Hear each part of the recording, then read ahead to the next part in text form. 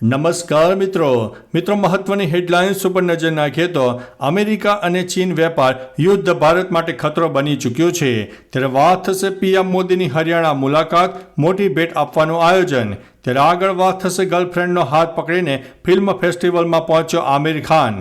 ત્યારે આગળ વાત થશે બાંગ્લાદેશે ઇઝરાયલની મુસાફરી પર પ્રતિબંધ મૂકી દીધો છે.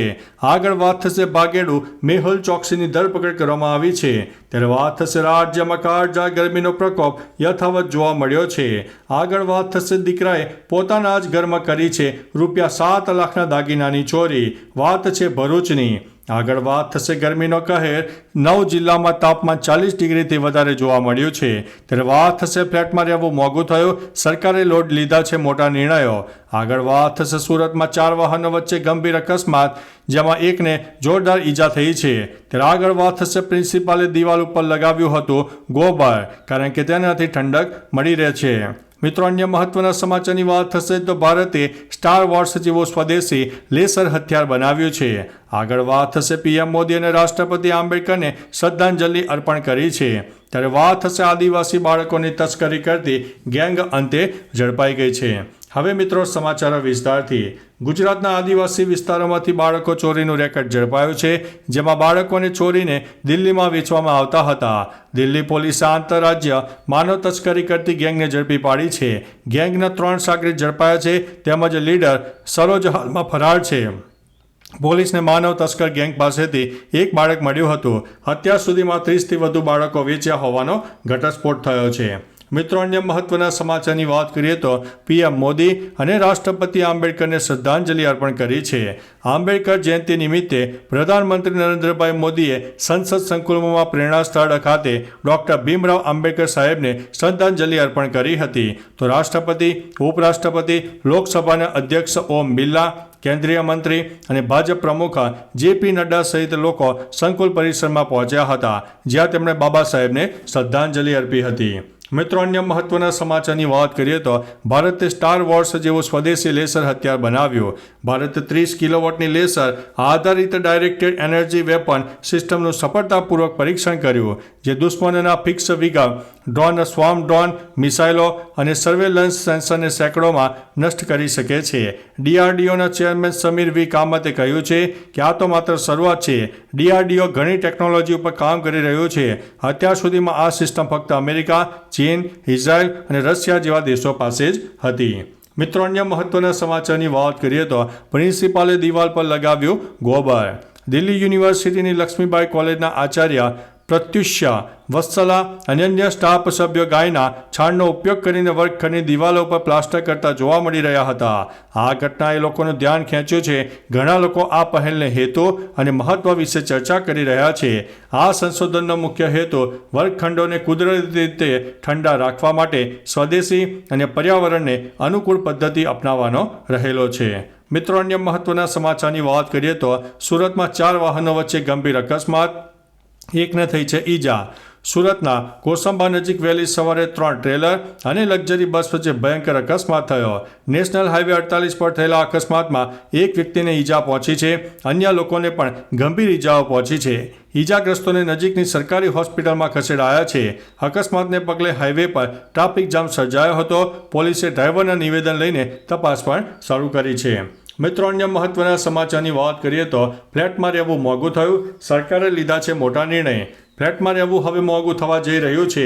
એક મોટો નિર્ણય લેતા સરકાર હાઉસિંગ સોસાયટીઓના મેન્ટેનન્સ પર 18% જીએસટી લાદવા જઈ રહી છે. જોકે નિયમો મુજબ જો કોઈ વ્યક્તિ પાસે હાઉસિંગ સોસાયટીમાં 2 કે તેથી વધુ ફ્લેટ હોય અને તે દર મહિને દરેક ફ્લેટ માટે 7,500 એટલે કે કુલ 15,000 મેન્ટેનન્સ ચૂકવે છે, તો તેણે ફ્લેટના હિસાબે જીએસટી નહીં ચૂકવવો પડે. આખી રકમ જીએસટી ચૂકવવો પડશે. મિત્રો અન્ય મહત્વના સમાચારની વાત કરીએ તો ગરમીનો કહેર, 9 જિલ્લામાં તાપમાન 40 ડિગ્રીથી વધુ. ગુજરાતમાં ઉનાળાની કાળઝાળ શરૂઆત થઈ ગઈ છે. કંડલામાં 43.6 ડિગ્રી સાથે સૌથી વધારે તાપમાન નોંધાયું છે. જ્યારે અમદાવાદ, ગાંધીનગર, રાજકોટ સહિત 9 જિલ્લામાં તાપમાન 40 ડિગ્રીને પાર થયું છે. હવામાન વિભાગે 17 એપ્રિલ સુધી હીટવેવની આગાહી વ્યક્ત કરી છે. ખાસ કરીને સૌરાષ્ટ્ર અને કચ્છ માટે ચેતવણી આપવામાં આવી છે. લોકોને સાવચેત રહેવાની પણ અપીલ કરી છે. મિત્રો અન્ય મહત્વના સમાચારની વાત કરીએ તો દીકરાએ પોતાના જ ઘરમાં કરી છે ₹7 લાખના દાગીનાની ચોરી. ભરૂચમાં કોર્ટે નજીક આવેલ રામનગર સોસાયટીમાં ચોંકાવનારો કિસ્સો સામે આવ્યો છે. ઘરમાંથી ₹7 લાખના દાગીનાની ચોરી થઈ હોવાની ફરિયાદ થતાં પોલીસે તપાસ હાથ ધરી હતી. પોલીસની તપાસમાં ફરિયાદીના દીકરાએ જ પોતાના ઘરમાંથી ₹7 લાખના દાગીનાની ચોરી કરીને પડોશીને ગીરવે મૂક્યા હોવાનો ઘટસ્ફોટ થયો છે. આ મામલે પોલીસે આગળની કાર્યવાહી હાથ ધરી છે. મિત્રો અન્ય મહત્વના સમાચારની વાત કરીએ તો રાજ્યમાં કાળઝાળ ગરમીનો પ્રકોપ યથાવત. રાજ્યમાં કાળઝાળ ગરમીનો પ્રકોપ યથાવત છે ત્યારે આ વખતે સૌથી વધારે ગરમી પડવાની પણ આગાહી કરવામાં આવી છે. જોકે હાલ એપ્રિલમાં જ રાજ્યના કંડલામાં સૌથી વધુ તાપમાન 43.6 ડિગ્રી નોંધાયું છે. રાજ્યના 9 જિલ્લાઓમાં તાપમાન 40 ડિગ્રીને પાર થયું છે. રાજ્યમાં 13 થી 17 એપ્રિલ સુધી હીટવેવની આગાહી કરવામાં આવી છે. તો સૌરાષ્ટ્ર અને કચ્છમાં હીટવેવની આગાહી પણ કરવામાં આવી છે. મિત્રો અન્ય મહત્વના સમાચારની વાત કરીએ તો ભાગેડુ મેહુલ ચોકસીની ધરપકડ. ભાગેડુ હીરા ઉદ્યોગપતિ મેહુલ ચોકસીની બેલ્જિયમ પોલીસે ધરપકડ કરી છે.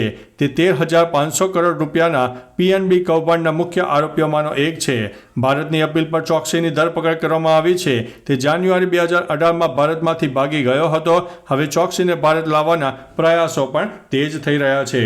મિત્રો અન્ય મહત્વના સમાચારની વાત કરીએ તો બાંગ્લાદેશે ઇઝરાયલની મુસાફરી ઉપર પ્રતિબંધ મૂક્યો છે. બાંગ્લાદેશ સરકારે તેના નાગરિકોની ઇઝરાયલની મુસાફરી ઉપર પ્રતિબંધ મૂક્યો છે. યુનુસના નેતૃત્વ હેઠળ વચગાળાની સરકારે પોતાના પાસપોર્ટ ઉપર લખવાનું શરૂ કર્યું છે કે આ પાસપોર્ટ ઇઝરાયલ સિવાય વિશ્વના તમામ દેશો માટે માન્ય છે. 2021માં શેખ હસીના સરકારે બાંગ્લાદેશમાં પાસપોર્ટમાંથી આ સજા દૂર કરી હતી. ગાઝામાં ઇઝરાયલ દ્વારા થતા હુમલાઓને કારણે બાંગ્લાદેશમાં ઇઝરાયલ વિરુદ્ધ પ્રદર્શનો થઈ રહ્યા છે. મિત્રો અન્ય મહત્વના સમાચારની વાત કરીએ તો ગર્લફ્રેન્ડનો હાથ પકડીને ફિલ્મ ફેસ્ટિવલમાં પહોંચ્યો આમિર ખાન. આમિર ખાન તેની નવી ગર્લફ્રેન્ડ ગૌરી સ્પ્રેટે સાથે પહેલીવાર જાહેરમાં દેખાયો. બંને મકાઉ ઇન્ટરનેશનલ કોમેડી ફિલ્મ ફેસ્ટિવલમાં સાથે પહોંચ્યા હતા, જેનો વિડીયો વાયરલ થયો હતો. જોઈને એવું લાગે છે કે બંને વચ્ચે ખૂબ જ મજબૂત બોન્ડિંગ છે. કાર્યક્રમ દરમિયાન આર્મીએ એક સેકન્ડ માટે પણ ગૌરીનો હાથ છોડ્યો નહીં. એક યુઝર્સે કમેન્ટ કરી કે આપણે ટૂંક સમયમાં લગ્નના સમાચાર મળવાના છે. મિત્રો અન્ય મહત્વના સમાચારની વાત કરીએ તો PM મોદીની હરિયાણા મુલાકાત, મોટી ભેટ આપવાની આયોજન છે. PM મોદીએ બાબા સાહેબ આંબેડકરની જન્મ જયંતિ નિમિત્તે હરિયાણાની મુલાકાત લીધી. પ્રધાનમંત્રી ત્યાં અનેક વિકાસ કાર્યોનો શુભારંભ કર્યો. સવારે તેઓ અયોધ્યા માટે હરિયાણાની પ્રથમ કોમર્શિયલ ફ્લાઇટનું ઉદ્ઘાટન કર્યું. પછી તેઓ એરપોર્ટ ઉપર પહોંચ્યા અને 410 કરોડ રૂપિયાના ખર્ચે બનેલા નવા ટર્મિનલ બિલ્ડિંગનો શિલાન્યાસ કર્યો અને જાહેર સભાને સંબોધન કર્યું હતું. મિત્રો અન્ય મહત્વના સમાચારની વાત કરીએ તો અમેરિકા ચીન વેપાર યુદ્ધ ભારત માટે ખતરો માનવામાં આવી રહ્યું છે. અમેરિકાની નવી વેપાર નીતિને લઈને ફરી એકવાર સમગ્ર વિશ્વમાં હલચલ ચાલી રહી છે. ટ્રમ્પ વહીવટીતંત્રના તાજેતરના ટેરિફ નિર્ણયોને એશિયાના દેશો તેમજ ભારત માટે ચિંતા વધારી છે. મૂડીઝ રેટિંગ કહે છે કે જો આ રીતે ચાલુ રહેશે તો એશિયાના અર્થતંત્ર પર તેની ગંભીર અસરો પડશે. મૂડીઝે ભારતના 2025ના GDP વૃદ્ધિનો અંદાજિત 6.4થી ઘટીને 6.1 કર્યો છે. તો ચાલો મિત્રો, ફરીથી દેશ અને દુનિયાના સુપરફાસ્ટ સમાચાર લઈને મળતા રહીશું. ત્યાં સુધી અમને રજા આપશો. નમસ્તે.